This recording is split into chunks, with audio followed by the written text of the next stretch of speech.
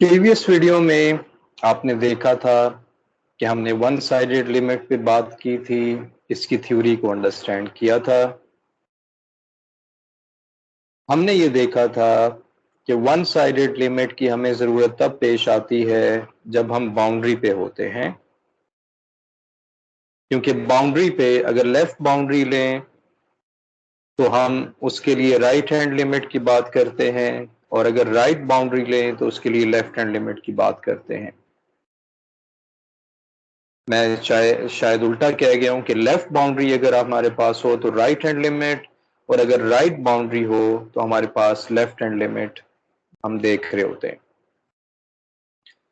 तो ये एक प्रॉब्लम है जिसको जो कि थॉमस कैलकुलस 14th एडिशन में मौजूद है। हम इसको अंडरस्टैंड करने की कोशिश करते हैं। सबसे पहले इस फिगर को आप आइडेंटिफाई करें तो हमारे पास जो पॉइंट ऑफ कंसर्न है हमारे लिए वो है ये वाला पॉइंट जो कि 0 है, x इज इक्वल टू 1 वाला point, x is equal to 2 वाला पॉइंट, 3 वाला पॉइंट और 4 वाला पॉइंट। यानी कि इस जगह पे हमें तमाम लिमिट्स को देखना है, चाहे तो लेफ्ट हैंड लिमिट है चाहे राइट हैंड लिमिट है। अगर x इज इक्वल टू 0 की बात करें, at x is equal to 0, अब अगर हम 0 की बात करें तो 0 के राइट साइड से तो हम अप्रोच कर सकते हैं, लेकिन 0 के लेफ्ट साइड से हम 0 पे अप्रोच नहीं कर सकते क्योंकि वहां डोमेन नहीं है। तो इस केस में सिर्फ राइट हैंड लिमिट एग्जिस्ट करेगी, और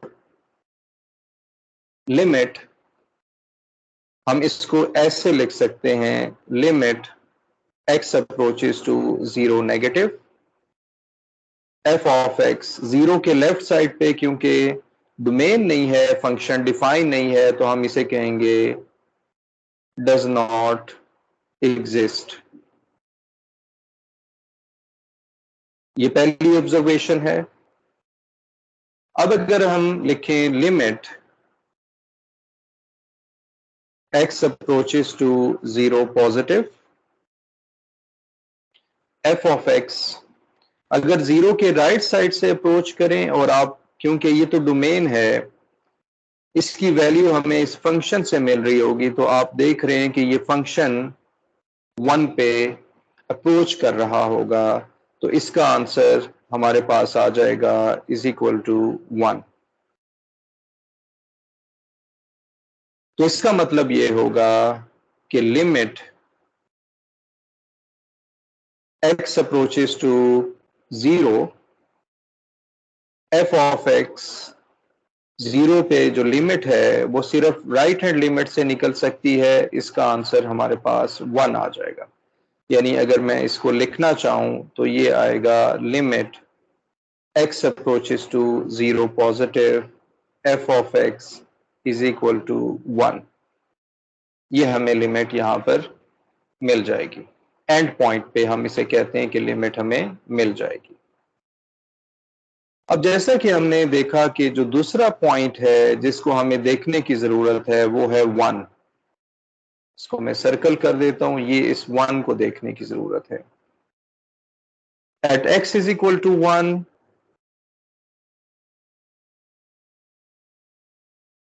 मैं इस इमेज को नीचे लेकर चला जाता हूं ताकि आसानी रहे देखने में।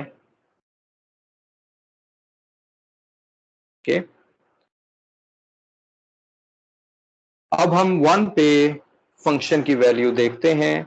अब हमें क्योंकि पता है, नजर आ रहा है कि 1 के लेफ्ट साइड से भी आप अप्रोच कर सकते हैं फंक्शन की वैल्यू पे, और 1 के राइट साइड से भी अप्रोच कर सकते हैं फंक्शन की वैल्यू पे। तो limit x approaches to 1 negative, f of x, और आप देख रहे होंगे कि जैसे ही 1 के लेफ्ट साइड से अप्रोच कर रहे हैं, यानी कि यहां से अप्रोच कर रहे हैं, तो हमारे पास फंक्शन की वैल्यू 0 की तरफ जा रही है, एग्जैक्टली 0 नहीं है लेकिन 0 की तरफ जा रही है। अब अगर हम लिमिट राइट हैंड साइड से देखें, limit x approaches to 1 positive f of x is equal to 1 के राइट हैंड साइड से अगर आप अप्रोच करेंगे, फॉर एग्जांपल फंक्शन की वैल्यू यहां पर जा रही है, तो ये लिमिटिंग आंसर इसका क्या बन रहा है, आप देख रहे हैं कि वो हमारे पास 1 आ रहा है, क्योंकि ये 1 आ रहा है, तो 1 पॉजिटिव आंसर आएगा 1। तो लेफ्ट हैंड लिमिट और राइट हैंड लिमिट क्योंकि आपस में इक्वल नहीं है, limit x approaches to 1 negative f of x is not equal to limit x approaches to 1 positive f of x, ये आपस में इक्वल नहीं है क्योंकि ये आंसर 0 है और ये आंसर 1 है, तो हम कहेंगे कि limit x approaches to 1 f of x does not exist.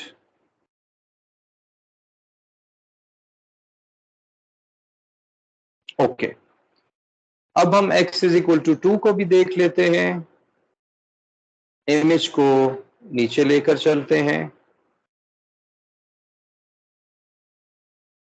अब यहां पर x इज इक्वल टू 2 को हम देखेंगे, ये थोड़ा सा इंटरेस्टिंग प्रॉब्लम लग रहा है। At x is equal to 2,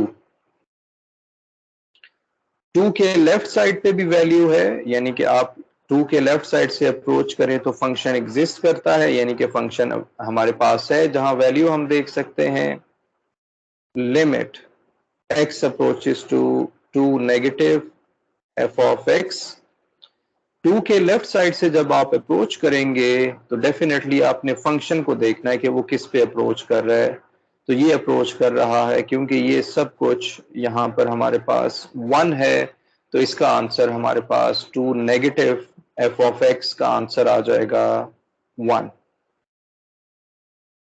अब अगर हम 2 के राइट साइड से अप्रोच करें, limit x approaches to positive f of x is equal to 2 के राइट साइड से हम अप्रोच करें, तो आपने फॉर एग्जांपल इसके लिए ये वैल्यू है, समझाने के लिए मैं बता रहा हूं, इसके लिए ये वैल्यू है, तो आप यहां से अप्रोच कर रहे हैं और किसकी तरफ जा रहे हैं, आप बेसिकली 1 की तरफ जा रहे हैं, क्योंकि इसने यहां पर इस यहां तक अप्रोच करना है और ये हमारे पास 1 के इक्वल है।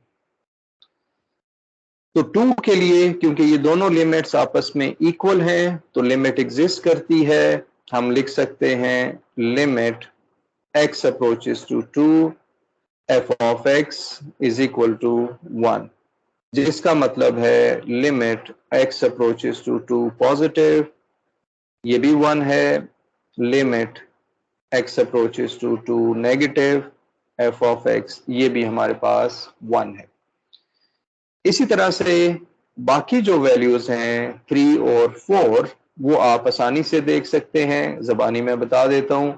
3 के लेफ्ट साइड से जब देखेंगे तो ये हमारे पास 2 पे अप्रोच कर रहा है, 3 के राइट साइड से जब आप देखेंगे तो यहां से वैल्यू जाएगी और ये हमारे पास 2 पे अप्रोच कर रहा है, तो इसका मतलब एलिमेंट एग्जिस्ट करेगी 3 पे, और जो 4 है ये दोबारा से एक एंड पॉइंट है, तो यहां पर सिर्फ लेफ्ट हैंड लिमिट एग्जिस्ट करती है। अब अगर आप प्रिसाइज डेफिनेशन ऑफ लिमिट की बात करें, यानी कि डेल्टा एप्सिलॉन डेफिनेशन की आप बात करें, उस पे अगर हम एक एग्जांपल सॉल्व कर लें, थोड़ी सी वीडियो लंबी हो जाएगी लेकिन हम ये एग्जांपल यहीं पे सॉल्व कर लेते हैं। एग्जांपल हमारे पास है, प्रूव दैट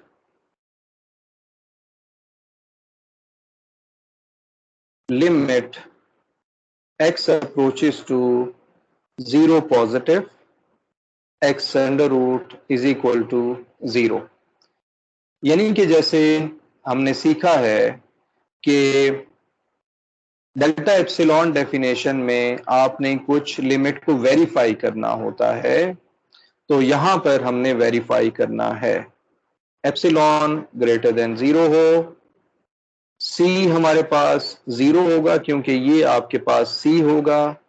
0 پازیٹیو کا مطلب ہے کہ 0 کے رائٹ سائڈ پہ آپ ہیں، رائٹ سائڈ آف 0. آپ یہاں پر ہیں، سی ہمارے پاس 0 ہے، ایل ہمارے پاس 0 ہے کیونکہ یہ ایل کہلاتا ہے.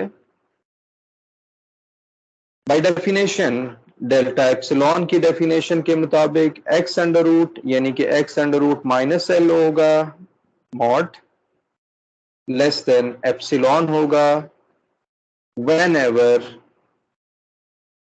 ایکس اگر آپ دیکھیں تو یہ گریٹر دین 0 لیس دین ڈیلٹا ہوگا. یعنی کہ آپ نے پہلے یہ لکھا تھا سی پلس ڈیلٹا، تو سی کیونکہ 0 ہے تو یہاں 0 پٹ کر دیا، سی یہاں 0 ہے تو 0 پلس ڈیلٹا یہ 0 آ جائے گا. 0 کے لیفٹ سائڈ پہ ہم نہیں جا سکتے ہیں، 0 کے صرف رائٹ سائڈ پہ ہے. ایل کیونکہ 0 ہے تو یہاں پر 0 رکھ دیتے ہیں اور اس کو مزید سالو کریں گے تو یہ ایکس انڈر روٹ لیس دین ایپسلون آ جائے گا. اس کو سالو کر لیجئے، ایکس لیس دین ایپسلون کا اسکوائر آ جائے گا if x is 0 to delta. اگر ہم چوز کریں we choose، یہ کیسے آپ نکالتے ہیں، یہ x ہے تو یہ x ہے، ان دونوں کو آپ ایکول کر دیتے ہیں. آپ نے بیسیکلی ڈیلٹا نکالنا ہوتا ہے، ڈیلٹا فائنڈ کرنا ہوتا ہے. ڈیلٹا ہمارے پاس ہے ایپسلون اسکوائر، تو ایکس انڈر روٹ جب لیس دین ایپسلون ہوگا یہ تب پاسبل ہے جب ہمارے پاس ایکس گریٹر دین 0 ہو اور ڈیلٹا کی ویلیو آپ یہ لے رہے ہو، تب یہ ٹرو ہوگا. یعنی کہ ہم لکھ سکتے ہیں x under root minus 0 less than epsilon when ever x is greater than 0 delta, یا ہم اس کو صرف ایپسلون اسکوائر کہہ سکتے ہیں. تو یہ ڈیفینیشن کیونکہ ایگزسٹ کر رہی ہے، ڈیلٹا یہاں نکل رہا ہے، تو ہم کہتے ہیں کہ لمٹ ویریفائی ہو گئی ہے، یہ لمٹ ہماری ٹھیک ہے، یہ لمٹ ہماری کریکٹ ہے.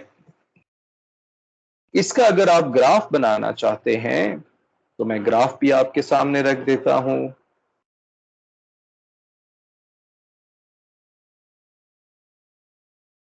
ایکس انڈر روٹ کا گراف ہمیں پتا ہے کہ جیسے جیسے ایکس بڑھے گا تو ایکس کی ویلیو بڑھ رہی ہے اور 0 کے آپ لیفٹ سائڈ پہ نہیں جا سکتے. ایل ہمارے پاس 0 ہے، ڈیلٹا ہمارے پاس ایپسلون اسکوائر ہے، یعنی کہ اگر ہم بات کریں کہ یہاں سے لے کر یہاں تک اگر ایپسلون ہے تو یہ اگر ایپسلون ہے تو ایپسلون اسکوائر، تو یہ ہمارے پاس کچھ اس طرح سے بن رہا ہوگا. یہ تھا F of x x under root اور ایپسلون یہ تھا، تو اس کا مطلب ہے کہ یہ ڈسٹینس ایپسلون ہے تو یہ بھی ایپسلون ہے، تو یہ ایپسلون کا اسکوائر بن جائے گا. تو یہ ہمارا جو گراف ہے یہ اسی اسٹرپ میں رہنا چاہیے. تو یہ ہمارے پاس ایگزامپل تھی لیفٹ ہینڈ لمٹ اور رائٹ ہینڈ لمٹ کی، ون سائڈڈ لمٹ کی for the delta epsilon definition. Thank you for watching.